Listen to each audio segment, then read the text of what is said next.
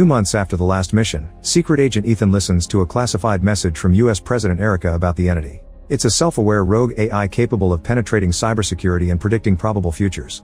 The entity is currently corrupting digital information all over the world to turn humanity against each other. It's even inspired a doomsday cult in favor of human extinction, and their fanatics are infiltrating the most important institutions. To stop the entity, they must find its source code, and the only one who knows its location is Gabriel, but nobody knows how to find him. Ethan has a key that could destroy the entity, which would completely wipe out all cyberspace and send the world into another war. He's hiding because he's afraid that if the government gets its hands on the entity, they may use it against other countries. Erica asks Ethan to surrender before the tape self-destructs. Later, Ethan reunites with his old friend Benji, and together they go to a secret room in a subway tunnel where Luther is waiting. Luther has developed a specialized poison capsule virus that can neutralize the entity when integrated with its source code. But first they need to find Gabriel. In an Austrian prison, Gabriel's former accomplice Paris is being escorted by agents Jasper and Theo. Suddenly 2 guards take out their tasers and attack the agents, intending to knock them out. A fight ensues and Paris soon joins it, helping the guards bring down the agents one by one. After many punches and kicks, Jasper is knocked out, but Theo takes out his gun. Paris steals a gun and tries to shoot them, but the guards jump in front of her and take off their masks to reveal that they're Ethan and Benji. Paris remembers that Ethan spared her during the last mission, and Theo listens to Ethan when he explains that there are no sides anymore. They have to work together on a global matter. Theo agrees not to arrest them, and Ethan asks Paris where Gabriel is. A couple of evenings later, Ethan sneaks into an important party in London. 2 agents see Ethan and get ready to arrest him. However, Grace bumps into them and steals their radios and guns. She throws a weapon at Ethan and keeps the other, so the agents can't defend themselves and the duo easily knocks them out. Grace explains that she was sent to find him by the director of Ethan's agency, but admits she thinks Ethan is the only one who can save the world now, so she wants to help him instead of capturing him. When they're about to leave the room, 2 men catch them by surprise and quickly sedate them. Later, the duo wakes up to find themselves chained up in a room with a table full of torture tools. A guard comes in and punches Ethan, but he's told to stop by Gabriel, who says he'll kill Luther if Ethan doesn't do what he asks. Gabriel wants him to find a submarine called Sevastopol, which is undetectable by sonar. Many years ago its system was sabotaged by a virus that caused it to sink, and that virus later became the entity. Since the submarine has been frozen on the bottom of the sea for years, the entity can't hack into it now, therefore the copy of the virus left in its system can be retrieved and used as the source code. However, Gabriel doesn't want the source code to stop the entity, he wants to control it. The most shocking information is that the virus that started it all was a code Ethan stole for the government to save his wife many years ago, so he's responsible for the entity existing now. When Gabriel looks more closely at Ethan, he notices something weird in his mouth. It turns out he's got fake teeth hiding poison in them. Ethan bites them and starts foaming at the mouth, so Gabriel orders his men to revive him. However, Ethan reveals the poison isn't real and quickly beats up both guards. While Grace gets the keys from them to free herself, another guard comes and Gabriel stops him from shooting, reminding him he needs Ethan alive. He tells him to shoot Grace instead and leaves. One of the first men wakes up and rejoins the battle, so Grace and Ethan work together to fight their enemies. Grace almost gets killed, but Ethan grabs some tools from the table and kills both men first in quite a brutal way. Gabriel is running through the corridors to escape, but he's cornered by Paris, Theo, and Benji. Paris wants to shoot him, however Theo reminds her that they need him alive. Then Gabriel runs the opposite way while Grace and Ethan join the chase. Unfortunately, Gabriel locks the doors behind him and manages to escape. In another room, Ethan finds a strange box and Paris explains that's how Gabriel communicated with the entity. Ignoring Paris' warnings, Ethan gets inside the box and connects his mind to the device. Restraints close around his hands and feet before the entity talks to him. It shows him many visions that hurt his brain with every shock, including a mysterious vault. The entity wants Ethan to open the vault and let it get inside. If he doesn't cooperate, the entity will take control of the world's nuclear arsenal in 4 days and destroy humanity. It also shows him that Gabriel will kill Luther soon. Then the entity kicks Ethan out of the box.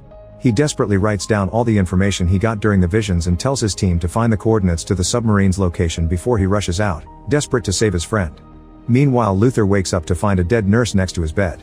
It turns out that Gabriel has locked him up in a strange chamber with a bomb, but first he stole the poison capsule and killed the woman he hired to keep him asleep. By the time Ethan arrives, there are only 3 minutes left. The bomb is so powerful that it may take out the entire city, so Luther is disarming it to contain the explosion. It'll save the city, but it'll kill him and collapse the tunnels. While failing to open the door, Ethan realizes Gabriel wants Luther to die so he can't build another poison capsule. Ethan doesn't want to abandon his friend, but Luther points out that he has no choice and forces him to leave. As Ethan runs through the tunnels, the bomb explodes behind him and kills Luther. When Ethan reaches the street, he's surrounded by Jasper and his men, who take the key from him. At headquarters, Ethan is met by Director Kittredge, who informs him that the entity has already broken into several nuclear arsenals around the world. They have a meeting with the entire board including President Erica. After they review Ethan's mission history, he explains that he needs the key and a ship to find the submarine. An argument ensues since the agency still doesn't want to destroy the entity, so Ethan points out they have no choice now that nuclear weapons are under its control. At that moment an alarm rings and they learn that another country has lost control of its nuclear arsenal. Erica decides to give Ethan 72 hours to solve the issue or he'll be responsible for what happens. Before he leaves on a helicopter, he's given the key and a mysterious envelope. Sometime later on the Northern Pacific, a plane leaves Ethan on a carrier ship. He gives the envelope to the Admiral, who opens it to discover that the message is just a date. The Admiral used to serve with Erica and recognizes the date as the day both lost someone close to them because no authority would take a risk. The carrier is sailing through a difficult area that could start a war, but the Admiral agrees to take the risk that her higher-ups didn't take. Ethan tells her about SOSUS or Sound Surveillance System, which is a network of acoustic undersea cables. If something important happens undersea anywhere in the world, SOSUS can find its exact location. Since the bodies of the submarine crew were recovered by Inuit fishermen, they guess that the SOSUS station that picked up the accident is the one on St. Matthew Island in the Bering Sea.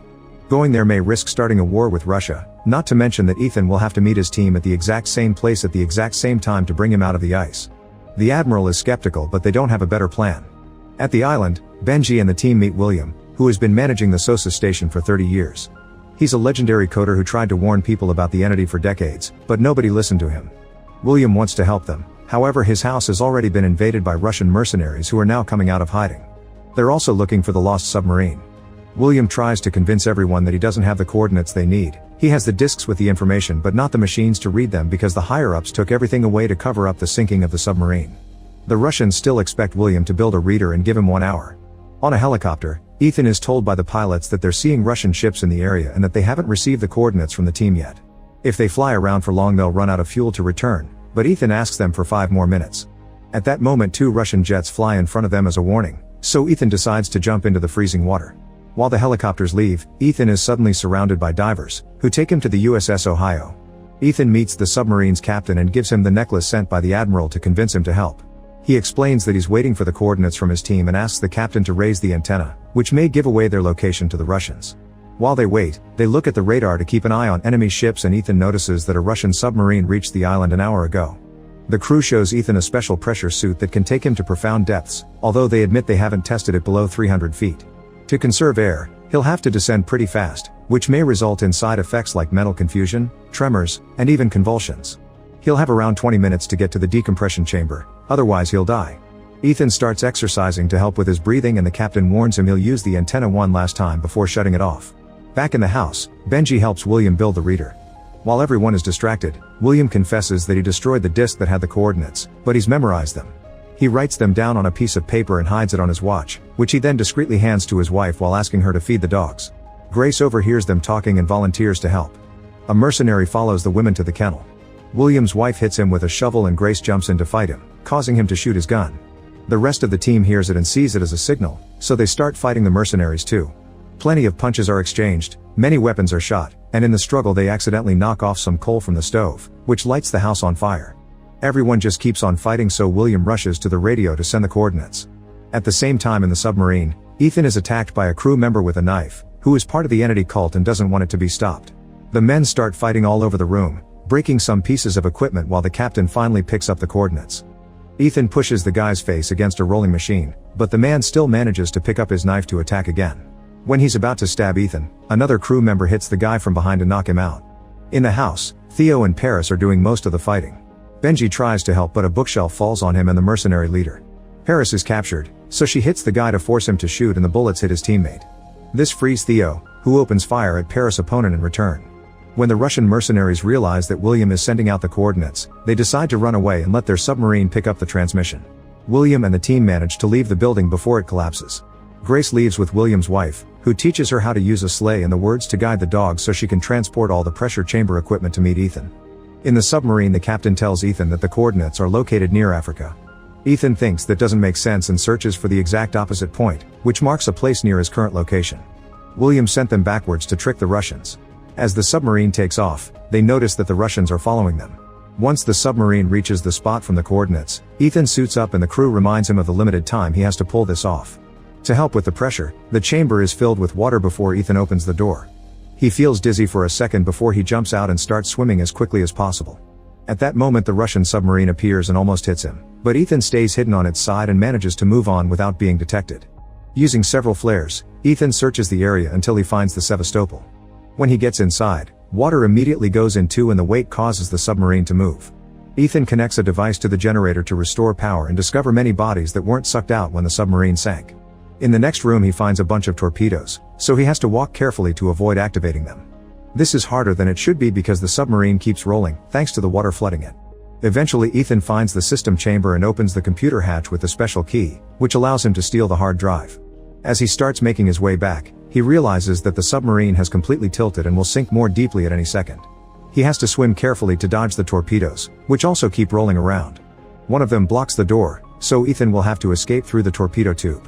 As he swims toward the tube, the torpedoes roll near him and almost trap him, but thankfully he gets out with some struggle. It takes him some effort but Ethan manages to open the tube hatch too, however there's a torpedo inside. He opens the next hatch and finds it free, but when he tries to crawl through it he discovers that his suit doesn't fit. Ethan has no choice but to rip it off, leaving his skin exposed to freezing water. Soon the tube starts flooding as well, but Ethan pushes through and manages to get out right before the submarine falls. Ethan's helmet gets stuck on the side of the submarine, leaving him with no choice but to let go of it too. The submarine sinks into the abyss and Ethan has to keep swimming in only his shorts with the hard drive hanging around his neck. No matter how hard he swims, Ethan doesn't make it to the surface. His body can't deal with the lack of air and the temperature, so it curls in extreme pain. At that moment he's found by Grace, who pulls him out of the water. She does CPR and puts him in the pressure chamber to revive him. Moments later on the plane, Ethan tells William he remembers him from an old mission. Ethan feels responsible for William being relocated to the Arctic, but William's grateful because this new job allowed him to meet his wife. The team discusses the entity's plan and concludes it must have a place to hide before launching the nuclear attack.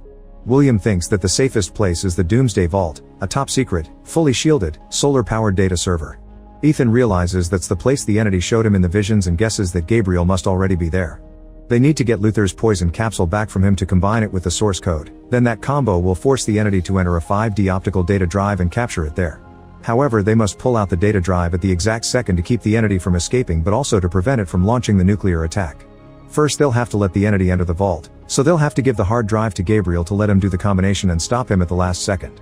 In Africa, the team crosses several tunnels until they find the chamber with the vault. Ethan makes the others hide and moves ahead alone until he finds a nuclear bomb. Gabriel comes out and gloats, so Ethan pretends he's very upset to give him the hard drive. The moment is interrupted by Jasper, who surprises Gabriel with a gun from behind. A bunch of agents come out of hiding, revealing they've captured the team as well. Gabriel's assistant is also surrounded, so he activates the bomb which will blow up in 20 minutes. Kittredge has also come and he demands to know how to use the hard drive to control the entity. Ethan notices something moving in the shadows and Gabriel suddenly shouts an order. His men open fire and a shootout ensues, with people from all sides running to hide. Gabriel rushes to his jeep and manages to drive away with the poison capsule while dodging the bullets coming his way. Ethan rushes to get on another jeep to chase him and Kittredge and Jasper do the same. As the vehicles race through the tunnels, Ethan's jeep is pushed until he crashes. Luckily he isn't hurt and keeps running until he finds Gabriel escaping on a biplane.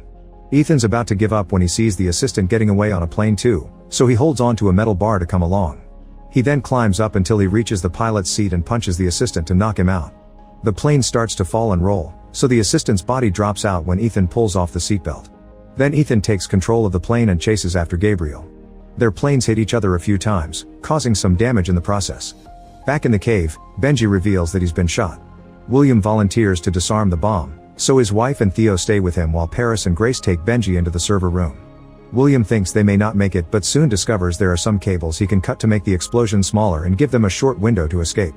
Once inside, Benji realizes his lung is collapsing, so he gives Paris a few instructions to do an improvised operation on him. The process is very painful but this doesn't stop Benji from guiding Paris through it and telling Grace how to activate the server. Thankfully both women follow his guidance perfectly, so Benji's lung recovers and Grace opens the server line for the entity to get in. She also connects the data drive, so now they just have to wait for their friend to get the poison back. In the air, Ethan's plane is coming apart, so he jumps off and lands on Gabriel's plane right before the other one falls and crashes. Gabriel starts doing all kinds of crazy tricks, hoping to throw Ethan off. However, Ethan always manages to find a new spot to hold on to and hides under the wing, making Gabriel think he's fallen. When Gabriel starts piloting normally again, Ethan comes closer to punch him. Unfortunately it doesn't knock him out and Gabriel starts pulling some crazy tricks again. As Ethan holds onto the seatbelt, the propeller begins to fail and Gabriel is forced to fly normally. He then tries to stab Ethan, who uses the chance to break his arm and steal the poison capsule before punching Gabriel again. He also disconnects the seatbelt, so when the plane turns, Gabriel falls out. The wind pushes his groin against the side of the plane and hits his head on the metal, instantly killing him. Afterward, Ethan tries to regain control of the plane, however the propeller has caught on fire. He jumps off using a parachute, only for it to get burned off as well. As he falls at great speed, Ethan manages to insert the poison pill into the hard drive right as Grace removes the 5D data drive and William cuts the cables on the bomb. Power goes out in the entire world and the nuclear weapons are stopped. Grace stares at the data drive glowing and realizes the plan has worked. William and the others join them, confirming that they outran the bomb and the damage was minimal. Soon the power comes back and Erica receives a call confirming that the entity is gone. In the mountains, Ethan lands safely thanks to a backup parachute. He hears a voice in the hard drive and realizes it's Luther sending him a final goodbye. This message is designed to self-destruct, so by the time Kittredge and Jasper find Ethan, the hard drive and the poison capsule are completely useless.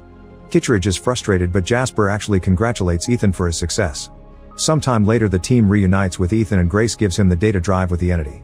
Then the group splits so they can continue to live in the shadows. Like, comment, share, and subscribe. Thanks for watching. See you on my next video.